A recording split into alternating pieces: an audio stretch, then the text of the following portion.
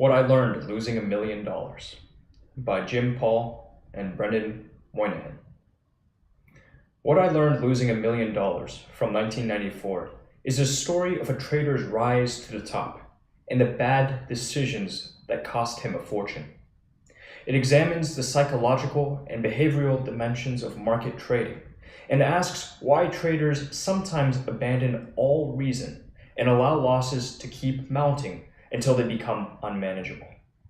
It explains not only how losses can be avoided, but also why avoiding them is far more important than making money if you want to succeed.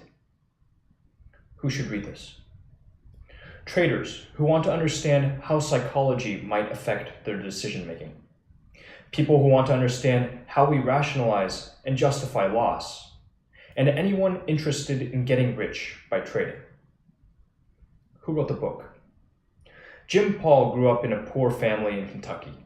He later became a futures trader and lost $1 million by making a bad investment decision. Paul went on to work as a vice president at Morgan Stanley. Brendan Moynihan is the managing director of Market Field Asset Management, as well as a professor of finance at Vanderbilt University.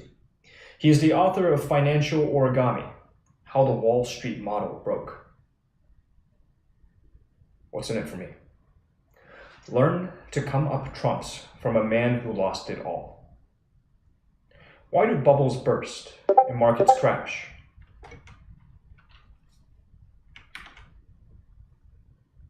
The fuck? Hold up.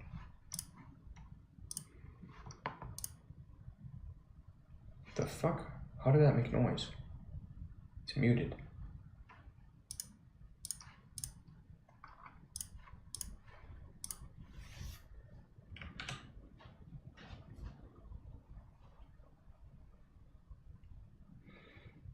What's in it for me? Learn to come up trumps from a man who lost it all. Why do bubbles burst and markets crash? It's a question we've all been asking since the 2008 financial crash. Few people are better placed to answer it than Jim Paul, a city trader who went from hero to zero after losing everything by doubling down on a poor investment decision. It's often said that pride comes before a fall. But the most important lessons are those we learn when we pick ourselves back up. Paul began his journey back to the top by analyzing his previous behavior and asking himself what psychological factors had shaped his decision-making. These blinks examine the lessons Paul learned along the way. You'll learn why traders make bad choices, the real key to success in turbulent markets, and how to make rational, not emotional, investment decisions. In these blinks, you'll also find out why understanding loss, not making money, is key to success. How following the crowd can lead us astray, and the difference between financial gambling and sound investment strategies. Jim Paul made a fortune, but lost everything after failing to face up to mounting losses. Jim Paul always wanted one thing in life: to make money, as much of it as he could.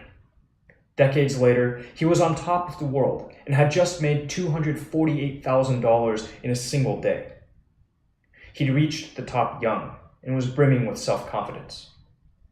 Paul landed a job in futures trading and was soon known to everyone on the Chicago Mercantile Exchange. An imposing 6'3", he had a big voice and wasn't afraid to bark out orders. That's when things started to go wrong. His unshakable self-belief would prove fatal. Paul was interested in the soybean oil market. Supplies were running low, but demand was buoyant. Prices would rise. Anticipating a spike in the market, Paul bought up positions, a commitment to buy at a later date. Sure that he'd read the market correctly, he exceeded the limits on positions set by the Chicago Board of Trade. Paul's conviction was so great that he managed to persuade his customers, friends, and even his office assistant to get on board with his plan. Why wouldn't they want to be part of it? They were all going to be rich. Then the market started to turn. Paul didn't budge. Things had been looking good for months. Now there was political instability, and the threat of grain sanctions. Bad weather damaged bean crops. Soybean prices began to dip, and Paul's losses started to mount. For months, he lost $20,000 every day. Both his clients and other traders had already jumped ship, but Paul remained convinced. He knew the market would turn, and they'd regret their decision. The writing was on the wall, but Paul was so confident of his skill as a trader that he couldn't see what was happening. He was about to lose everything. The end finally came when his manager fired him and seized his assets. By that point, he'd already lost $800,000, half of it borrowed from friends. So why did Paul stick to his decision when all the evidence was pointing the other way? Understanding loss is a better way to get and stay rich than knowing how to make money. We all love the idea of a shortcut to fame and fortune. Head to your local bookstore, and chances are you'll find plenty of advice on how to get rich. But it's hard to know who to trust with so many people out there giving tips. So who do you listen to? Sadly, there isn't a single trick for getting rich. The gurus of the business world are full of sound advice. Unfortunately, much of what they say is contradictory. Ian Templeton, one of the most successful investors of the 20th century, tells you to diversify your investments. Sounds sensible, right? But along comes Warren Buffett with a net worth of $100 billion and tells you the exact opposite. Concentrate your investments, he suggests. That's pretty confusing. Take a look at any of the books out there telling you how to invest, trade, and make a fortune, and you'll know that the greatest multi-millionaire investors don't agree on much. So what do they see eye to eye on? There's one bit of vital advice. Don't lose money. Warren Buffett has two solid rules when it comes to investing. The first, never lose money. The second, never forget rule number one. He's not the only one. Wall Street legend Bernard Baruch's top tip was to learn how to take losses quickly and cleanly. Jim Rogers built a fortune of $300 million. His nugget of wisdom? Don't lose money. These investors followed their own paths to the top. Getting rich is personal.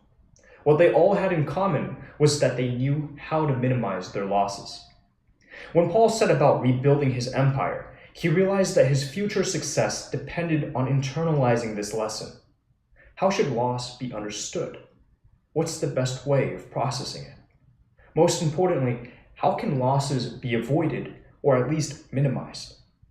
In the following blinks, we'll take a look at what Paul learned. Learning how not to lose money is more important than learning how to make money. We react poorly to losses, and that often makes the situation worse. Loss is an unpleasant word. It reminds some of us of departed family members or friends. Even when we're just reminded of a ball game or a bet, the term has negative connotations. The same psychological reaction affects the behavior of market traders. But there's nothing inherently wrong with loss. Think of a greengrocer. He knows that 1 or 2 apples out of 100 will be rotten. That's a loss, sure, but he accepts it as a fact of life and doesn't get too upset about it. Business is like that. You sometimes lose. The problem is that people often take it personally when they lose in the markets. They feel they did something wrong and have trouble accepting and controlling their losses. We all hate making mistakes. That makes it easy to lose sight of the bigger picture. Emotions can cloud our judgments and make matters worse. Take the soybean market. Your analysis tells you that prices will rise, so you decide to buy. But then they start to fall. You've lost $100,000 and your investment is looking shaky. What do? A coldly rational thinker will tell you that your analysis was flawed and that the best tactic is to cut your losses. Walk away and take the hit, just like the greengrocer when he finds a rotten apple. Traders, however, don't always follow cold logic. They're humans, like the rest of us. They make emotional decisions and take it personally. Where does that leave them? They can say, I've made a mistake and lost $100,000 because of it. Or they can double down on their original decision and say, the market is wrong, and I'm right. It's just a matter of time before it turns around. Admitting mistakes is never easy. That's why traders ignore the evidence and wait for the market to shift. The danger is that it often won't. And when that happens, an acceptable loss quickly snowballs into something much more serious. We make mistakes and lose money when our analysis is based on common fallacies. Imagine playing heads or tails and betting on the outcome. You toss a coin 6 times and get a straight run of heads. How's the coin going to come up on the 7th toss? It has to be tails, right? Even though it might seem like a statistical inevitability, it simply isn't true. It's logical fallacies like this which make it so inevitable that we'll make bad calls about the likelihood of different outcomes. Logic tells us that there's a 50-50 chance of heads every round, and that no single throw has any bearing on the next. But we're not creatures of pure logic. We want to see patterns where none exist. Traders do this all the time. Say you've invested in lumber, but it's having a bad run. The price dips one day, then again the next, and again the day after that. Reason tells you to reevaluate your investment. But basic human psychology isn't like that. If you just hold out a bit longer, it whispers, the market is sure to turn. At that point, you're not using reason to assess the market. You're gambling. Irrationality of this kind is risky enough when it comes to discrete events. It's even more hazardous when it comes to continuous events. A discrete event is a one-off. Like a horse race or a game of blackjack, it has a predefined beginning and end. You might regret betting on the wrong horse or card, but your losses are fixed. You play once, and you lose once. But what if you were betting on a horse race that stopped and restarted every 100 meters? Your horse is bringing up the rear after the first 100 meters, but number 9 now looks like a good bet. You swap horses and the race resumes. Imagine it continues in the same way, and now new bets are placed after every section of the race. You can play and lose again and again. Because you can now keep betting indefinitely, the risk of accumulating ever larger losses is much higher. Markets are a bit like a horse race without a finish line. Our psychological makeup predisposes us to make bad calls in a situation where the opportunity to place new bets is unlimited. No wonder traders sometimes keep racking up losses until they face a disastrous wipeout. Crowd behavior is a major driver of avoidable losses. If you've ever watched a game of soccer, you'll have seen supporters in the stands bellowing at the referee and the opposite team's players. It doesn't change a thing, and few of us would ever dream of behaving in the same way in another setting. So what's so special about a soccer match? We feel powerful and uninhibited in a crowd, and that's an infectious feeling. We copy each other when we're part of a crowd, and we enjoy seeing our actions mirrored by others. It's a form of affirmation. That's why a chant or a Mexican wave spreads like a wildfire through the stands of a stadium. But because it's contagious, crowd behavior can also be dangerous. That's especially true when it's fear that's animating the crowd. We're much more likely to take our cue from others when we're motivated by a fear of missing out on something. If we're scared of losing money or think there's an opportunity to make it, we're more likely to follow the crowd. Traders know this better than most. Many of their worst decisions are the result of a crowd mentality. A classic example of this is the Dutch tulip mania of the 17th century. Traders in the Netherlands were obsessed with tulips, and the price of bulbs skyrocketed. Soon enough, a single bulb was worth as much as the average person earned in a decade. This was crowd behavior in its purest form. People bought tulips because everyone else was doing the same thing. The bubble burst, and investors were wiped out. Hindsight is 2020. Why on earth did I put so much money into tulips? Many must have thought after the frenzy had subsided. Tulips aren't worth that much. But as we also know from soccer matches, it's hard to remain calm and collected when the crowd is going wild. Emotions take control when you're in the moment and following the lead of those around you. You don't have to be part of a physical crowd to be affected in this way. The crowd is also a state of mind. We're part of it every time we make a snap decision on the back of a bit of advice we heard or an article we read about the latest investment craze. Don't take on risks until you've made a clear plan based on a solid analysis of the situation.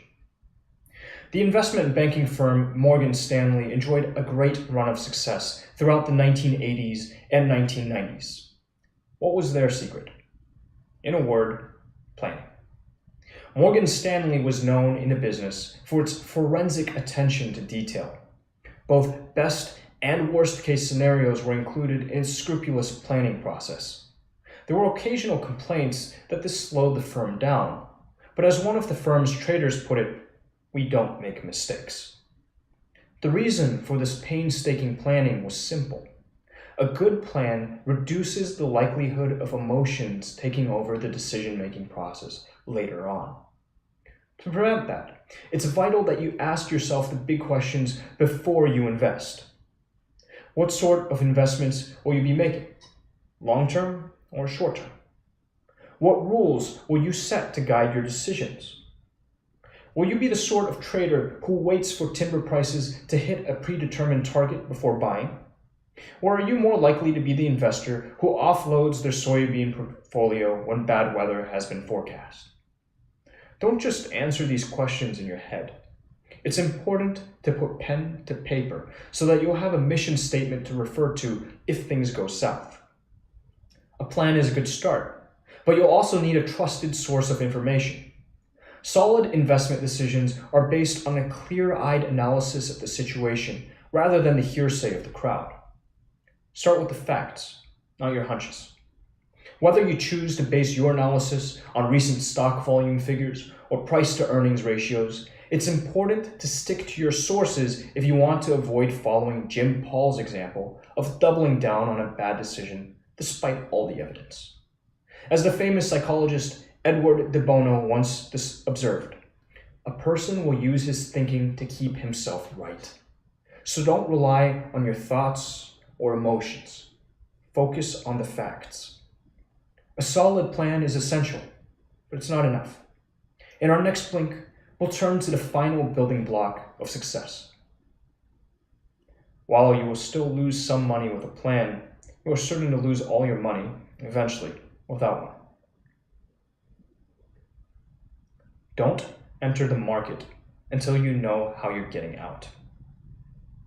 It's hard to stop when you're having fun in a casino. Sure, you might have lost a little money, but the night is still young.